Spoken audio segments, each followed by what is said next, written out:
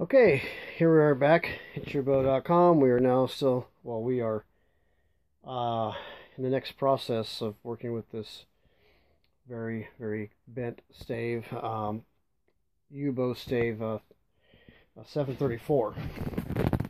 And got it in the vise. I kind of started a little bit of knifing down on it. We're going to follow down this line and just take it to there, because the next step is really, all I'm doing here is I'm reducing the mass of the stick to a common height, width, and the height isn't bad. It's just pretty, ranges. If you look at it, I mean, some places 1.25 inches.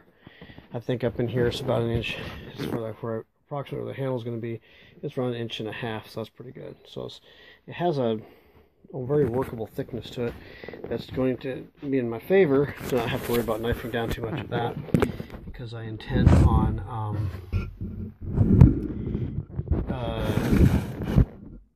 bending that down, and I'm going to be using heat to do that. Get this thing in position to work with this. Alright, I'm just going to be knifing this down a little bit more. I'm going to pull it back in stages because it's got such an arc in it that it's got a beautiful sapline, which I'm going to show you here in just a minute. I'm just going to bring it down to this line that you see there. Move it down the stave. I got lucky on this stave in this condition, because my supplier who cuts these, sells them, is actually a bow maker himself. So his knowledge on how something could and should work from a bow making standpoint, he has the understanding of that in advance. So it's very helpful to have somebody who understands what a bow stave, the conditions of it would be. In this case, it'd be, well, I think it'd be pretty obvious what I have to do. That is, if you're a skilled bow maker, and that's, in this case, is a skilled bow maker.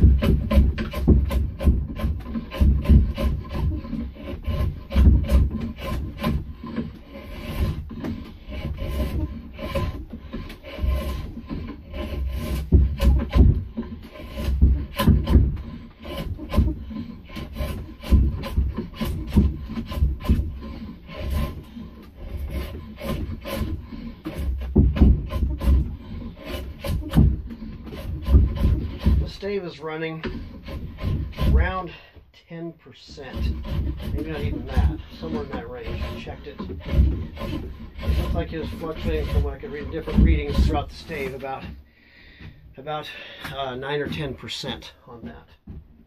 So it's, moisture content is way down. That's good. You want it to be as dry as possible.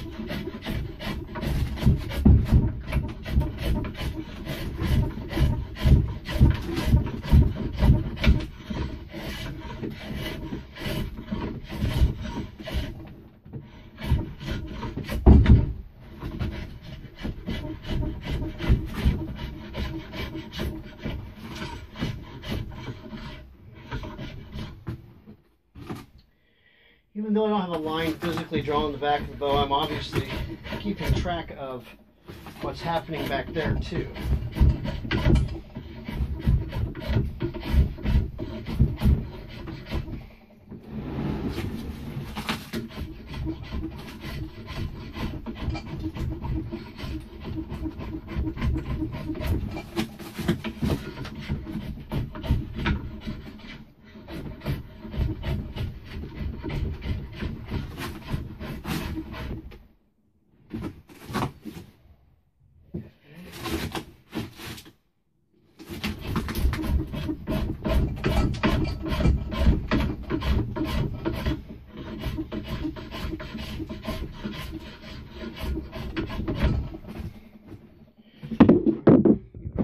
Visual of this.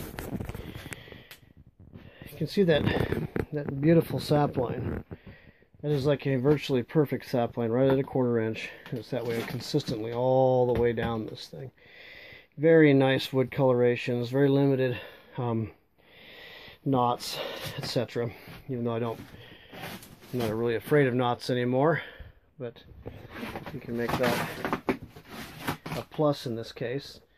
But overall, it has a great consistency in that crown here, because this is going to taper out real nice. It's going to have a kind of a majority center leave it, kind of an offset crown, not real bad. These are things you have to kind of think about when you're working with your bows. On it is which way, how much action is falling over from side to side in your relationship in the limb. I'm going to continue this, and then the next step will be preparing to heat this thing and put it down, clamp it down in that bow vise there and get it flat.